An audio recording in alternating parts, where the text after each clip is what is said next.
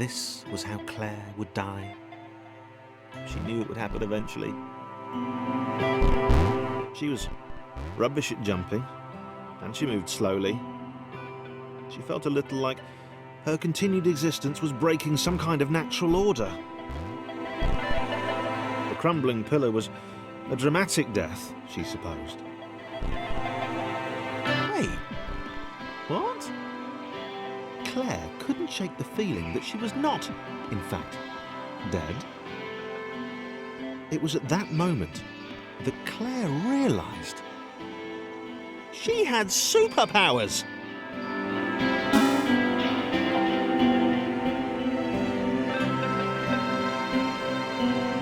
She'd need a cape. There was no getting around that. You couldn't be a superhero without a cape.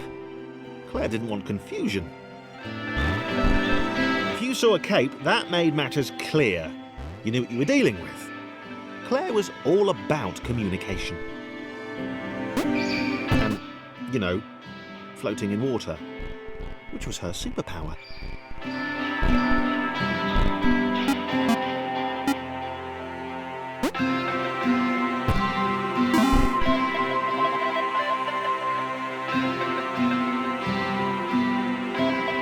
All right, fear not, my skinny friends, for I am Claire, and I will save you.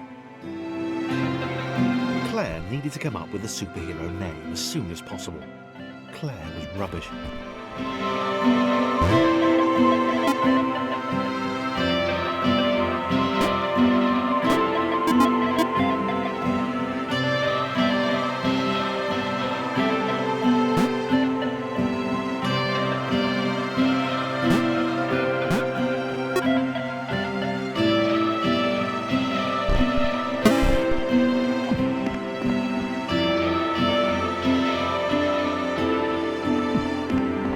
Arrived just in time, which was, of course, the perfect moment for superheroes to arrive.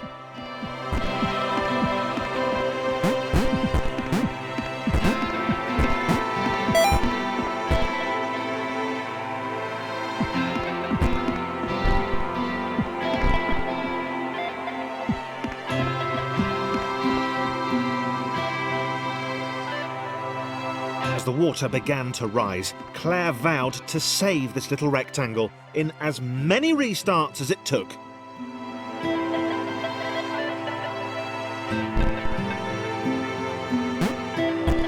Claire wondered if Thomas would make a good sidekick. Or was she more the lone Avenger type? She'd like that. The sole hero in a world of rectangles and conveniently placed pools of toxic water.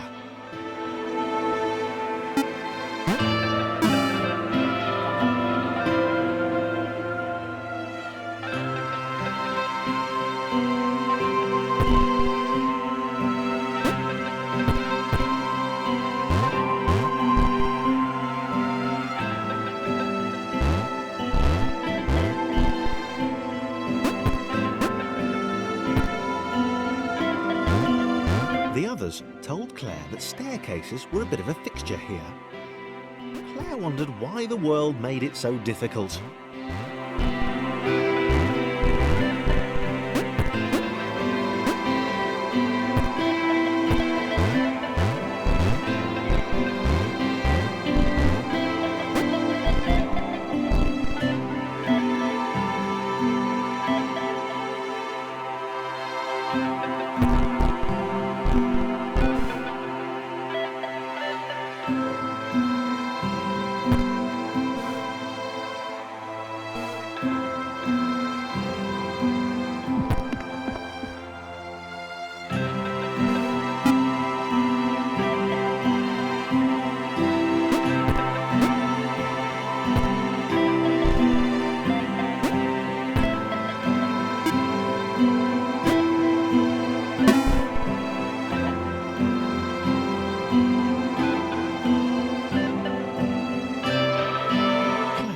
Probably needed a nemesis, a villain who would show their true colours at the worst possible moment, hurting all she held dear. Chris was the most obvious choice. He seemed stroppy enough and His jump was so pathetic that it conveniently avoided Claire's insecurities. Yes, Chris. Diabolical Chris. The fiendish Christopher.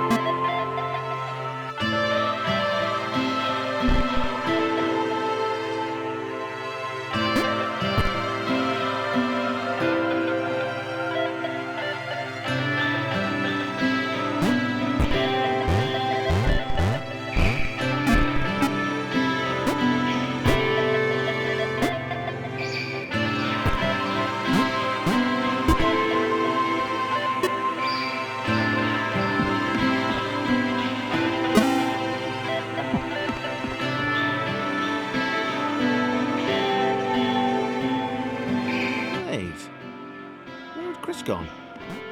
Was he off somewhere? Plotting Claire's downfall? If Claire was honest, and she had to be because she was a superhero, this was a troubling turn of events. Still, there were reasonably sized bodies of water to cross.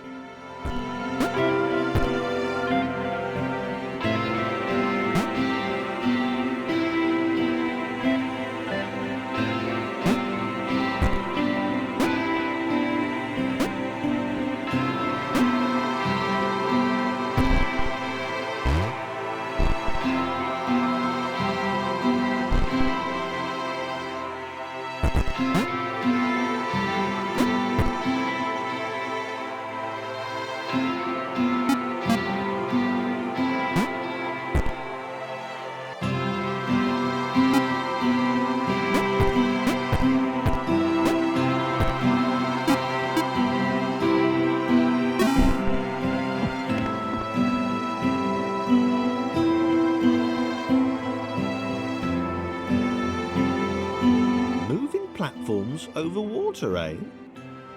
Claire's newly heightened senses told her that there were multiple paths across with various possible configurations of the little posse.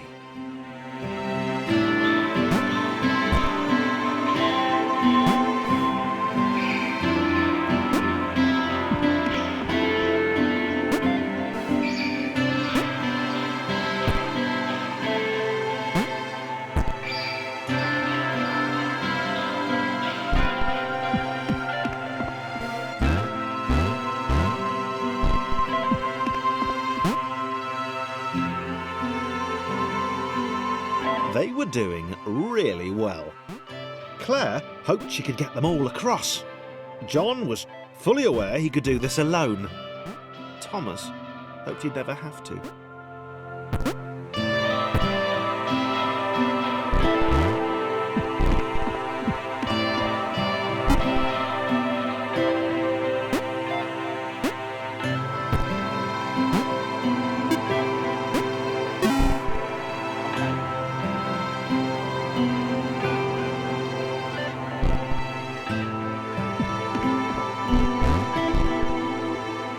Claire was alone, which was odd, because she wasn't meant to be alone. She needed to be where there were rectangles to save. Being the only superhero in a given space kind of defeats the object. Spikes? It was new. Claire avoided them. She decided they were most likely her kryptonite. Not the rubbish red kryptonite either, the proper radioactive green stuff.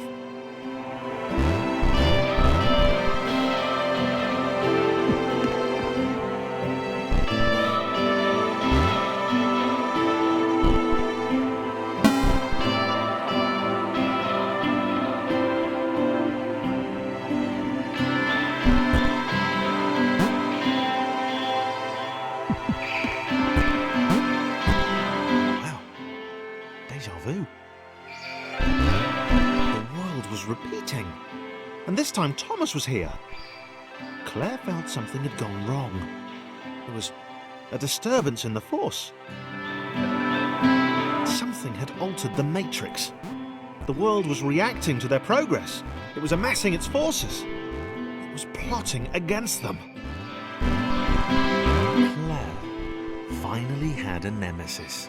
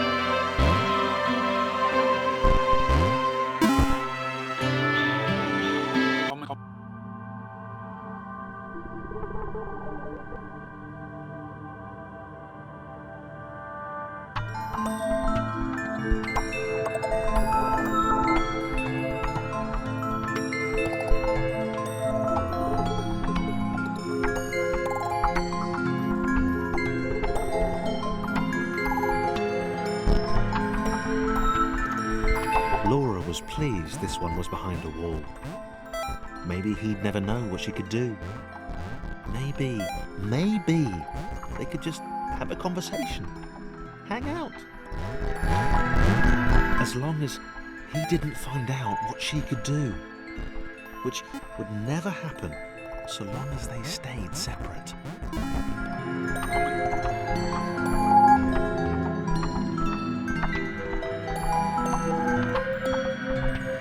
Laura didn't have time to worry about the ominous pixel cloud. It had been following her for some time, and it had kept itself to itself until now. More important,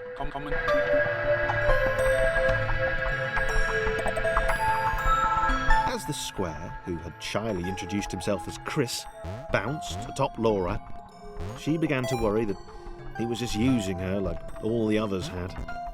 They'd all bounced too, and then they disappeared when her back was turned. Only the ominous pixel cloud ever remained, looking a little bigger and a little less hungry with every disappearing friend.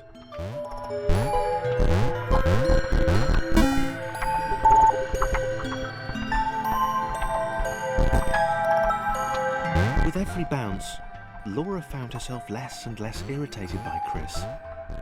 She started to miss him when he wasn't there, on another platform or something.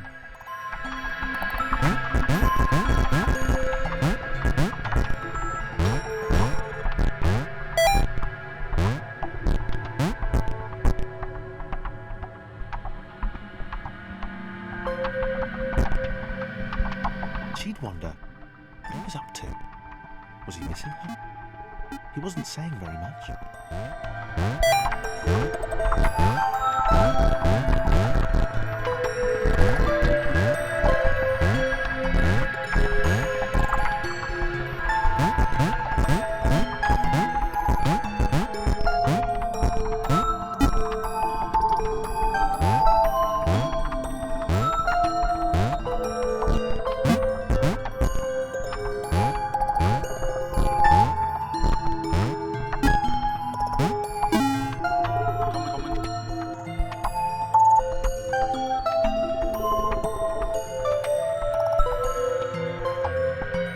Chris was in love.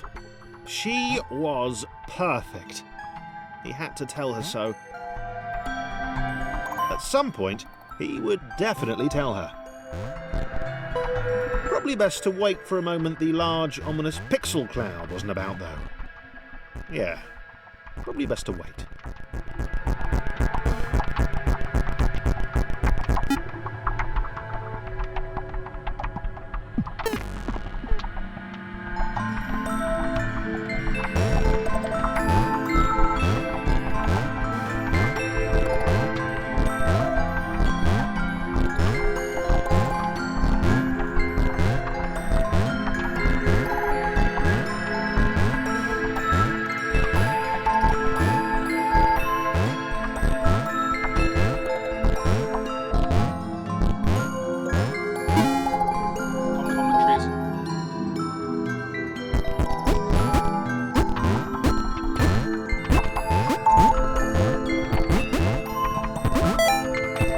Chris was massively disappointed to run into the gang again. He'd enjoyed the alone time with his new girlfriend.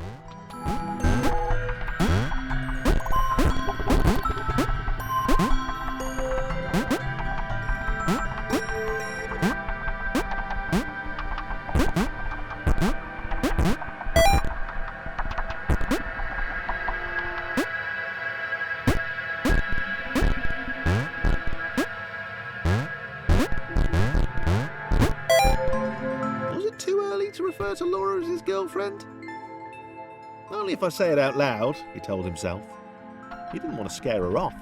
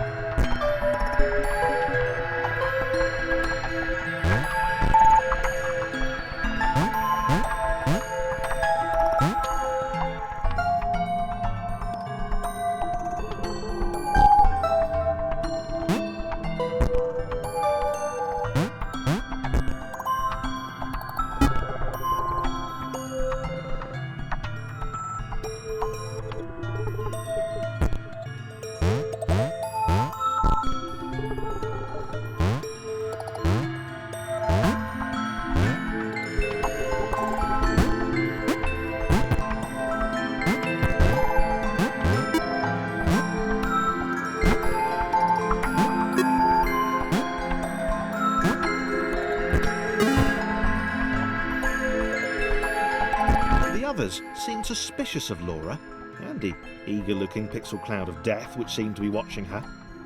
Sure, they'd use her inherent bounciness to reach slightly higher jump points, but they wouldn't strike up a conversation with her. Chris found them rude. Rude? And always there.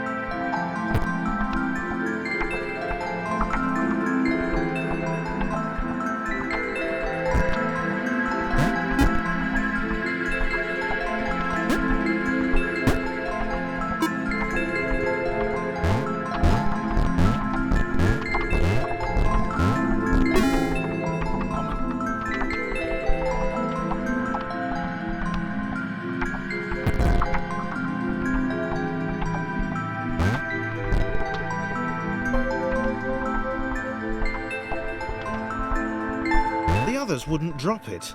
Who's that cloud guy? Why is he following us? What's that rumbling hungry sound he keeps making? Chris, can we just leave Laura behind?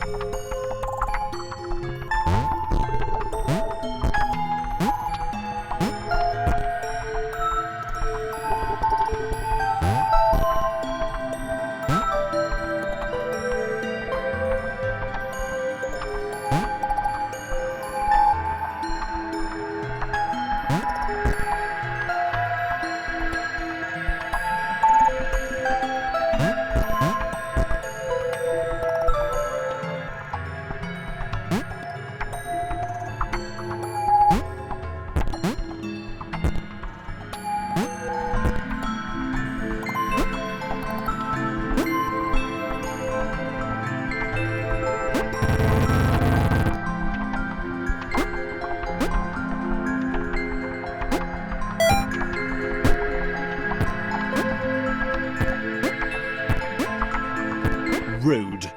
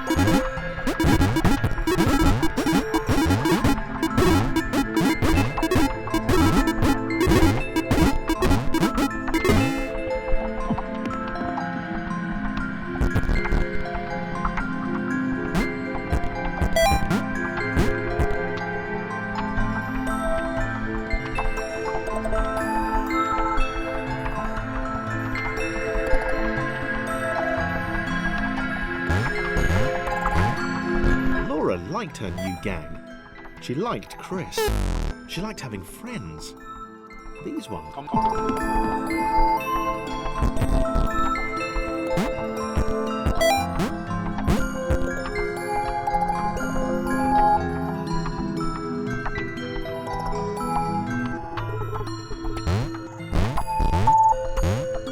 Laura liked her new gang.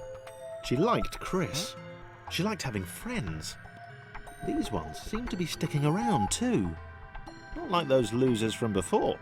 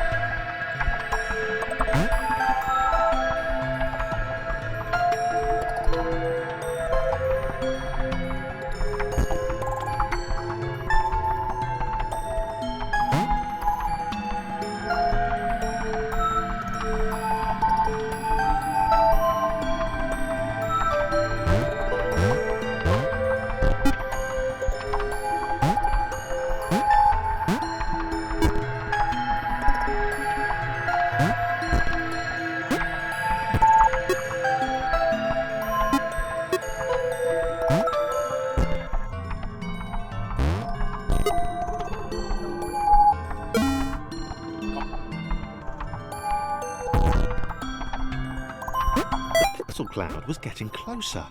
It was spending more and more time hovering around. Laura could tell it was making the others uncomfortable.